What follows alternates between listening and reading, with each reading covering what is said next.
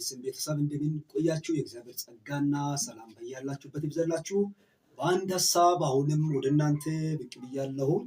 ይህም ጌታችን ኢየሱስ ክርስቶስ የለበሰው ሥጋ ወይም ገንዘቡ ያደረገው ሥጋ እንደ እኛ አይነት ነው ወይስ ልዩ ሰማያዊ ወይም እነዚህ አርዮሳውያን ወይም ኦንሊ ጂሰሶች እንደሚሉትና እንደሚያስተምሩት መንፈሳዊ ነው በሚለው ሐሳብ ላይ ጥቂት ከቃለ እግዚአብሔር እያየን አንዳንድ ሐሳቦችን እናነሳለን።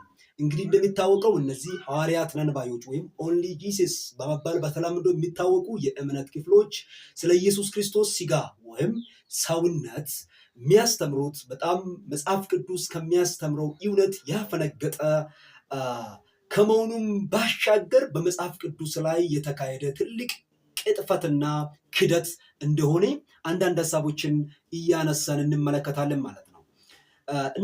እነዚህ ሰዎች የሚያስተምሩበት ትምህርት በእርግጥ ዛሬ ወይም በዚህ በእኛ ዘመን ላይ የተጀመረ ትምህርት አይደለም። ከኦንሊ ጂሰሶች በፊትም በታሪክ የቤተክርስቲያንን ታሪክ በምናነብበት ወይም በምናጠናበት ጊዜ ኢየሱስ ክርስቶስ የለበሰው አካል ወይም ሥጋ እንደኛ አይነት ሳይሆን መንፈስ ነው ብለው ሊትራሊ መንፈስ ነው ብለው የሚያስተምሩ የእምነት ክፍሎች አሉ። ለምሳሌ ዳሴቲዝም ወይም ኖስቲክሶችን ብንመለከት ለአብነት ብናነሳ እነዚህ ሰዎች ምንድነው ብለው የሚያስተምሩት?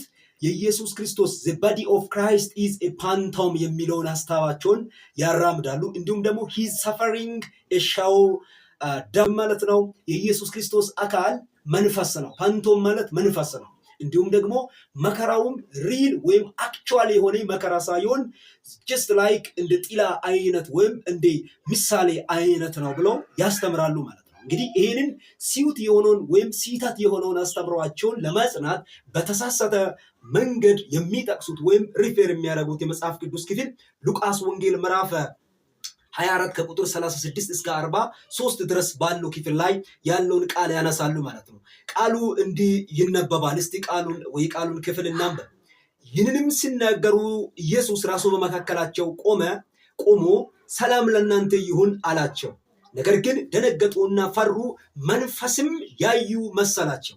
እነዚህ ሰዎች ከትንሣኤ በኋላ ለነሱ ሲገለጥላቸው እነዚህ ሰዎች ኢየሱስን ባዩ ጊዜ መንፈስን ያዩ መስለው በድንጋጤ ውስጥ ወይም ኮንፊውዝድ ሲገቡ ጌታ ኢየሱስ ክርስቶስ እንዲህ አላቸው፣ እርሱም ስለምን ትደነግጣላችሁ? ስለምንስ ሐሳብ በልባችሁ ይነሳል?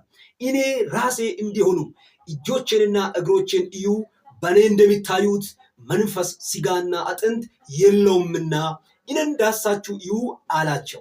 እዚህ ጋር በጣም አንደርላይን እንድታደርጉ የሚፈልገው ነገር ምንድነው? ኢየሱስ ክርስቶስ ከሙታን ትንሣኤ በኋላ የእሱን ሪል የሆነ ሰውነትን ሲናገር ምንድነው ያለው? እነዚህ ሰዎች መንፈስ ያዩ መስሏቸው በደነገጡ ጊዜ ኢየሱስ ክርስቶስ መንፈስ አይደለሁም፣ መንፈስ እንደሚታዩት ምን የለውም ነው ያለው። ሥጋና አጥንት የለውም።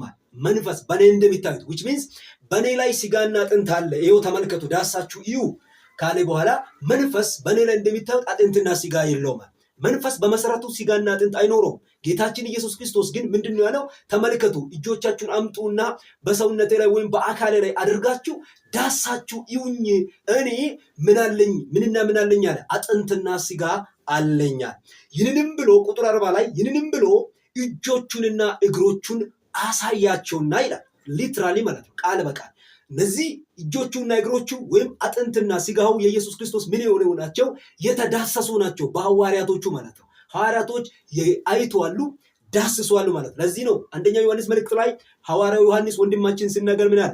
ስለ ሕይወት ቃል አለ፣ እኛ ከመጀመሪያ ጀምሮ ያየነውን የሰማነውን በእጆቻችንም የያዝነውን